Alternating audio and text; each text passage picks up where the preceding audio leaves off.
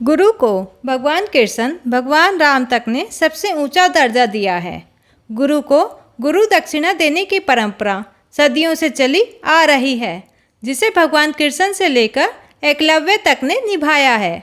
भगवान कृष्ण ने जब अपनी शिक्षा पूर्ण होने के बाद गुरु सांदीपनि से पूछा कि गुरु दक्षिणा में आपको क्या दूं, तो गुरु सांदीपनि ने ऐसा करने से उन्हें मना कर दिया। लेकिन भगवान कृष्ण ने उनसे आग्रह किया कि वह गुरु दक्षिणा की परंपरा को पूरा करने दें। इसके बाद गुरु सांदीपनि ने तो नहीं, बल्कि उनकी पत्नी ने भगवान कृष्ण से ऐसा कुछ मांगा जिसे जानकर आप भी हैरान रह जाएंगे। साथ ही भगवान कृष्ण ने भी अपने गुरु को गुरु दक्षिणा देने के लिए अपना पूरा बल लगा दिया था। गुरु सांदीपनि का जन्म आवंटी में कश्यप गोत्र में हुआ था। सांदीपनि बहुत तेजस्वी और सिद्ध ऋषि थे। सांदीपनि का अर्थ होता है देवताओं के ऋषि। सांदीपनि ऋषि ने उज्जैन में घोर तपस्या की थी। साथ ही यहाँ उन्होंने वेद पुराण, न्याय शास्त्र, राजनीति शास्त्र, धर्म ग्रंथ आदि की शिक्षा के लिए आश्रम का निर्माण किया था। महर्षि सांदीपनि के गुरुकुल में वेद पुराण सहित 64 कलाओं की शिक्षा दी जाती थी।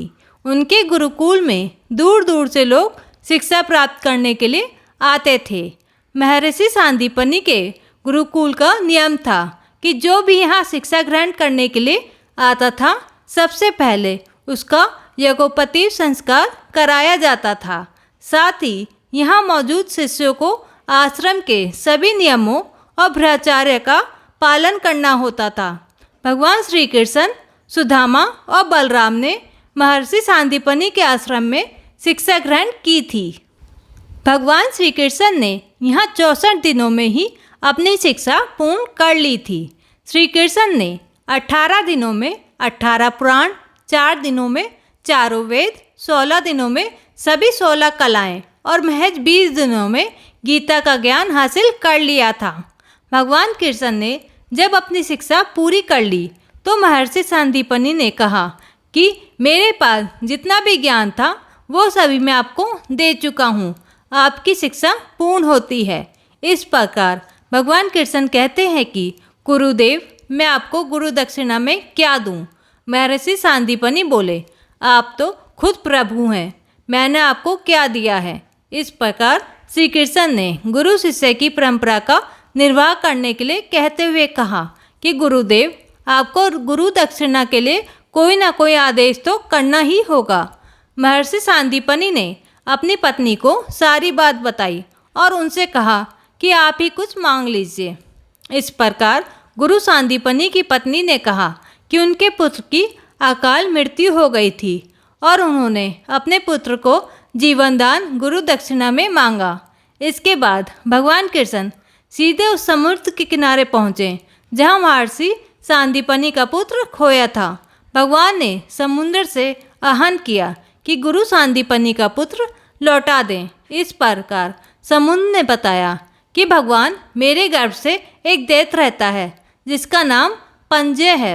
उसी ने गुरु सांदीपनि के पुत्र को निगल लिया है। इतना कहते ही भगवान तुरंत समुद्र में चले गए और उन्होंने पंजय नाम के राक्षस को मार दिया।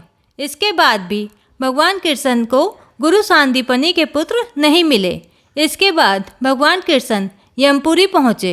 वहाँ उन्होंने यमराज से गुरु पुत्र को वापस करने की मांग की। यमराज भगवान कृष्ण को पहचान नहीं पाए और उनके साथ युद्ध करने लगे। इस दौरान जैसे ही उन्हें समझ आया कि ये भगवान कृष्ण है, तो उन्होंने गुरु पुत्र को लौटा दिया। इसके बाद भगवान कृष्ण ने गुरु माता को उनका खोया हुआ पुत्र लौटा दिया और ऐसे भगवान कृष्ण ने अपनी गुरु दक्षिणा को पूरा किया।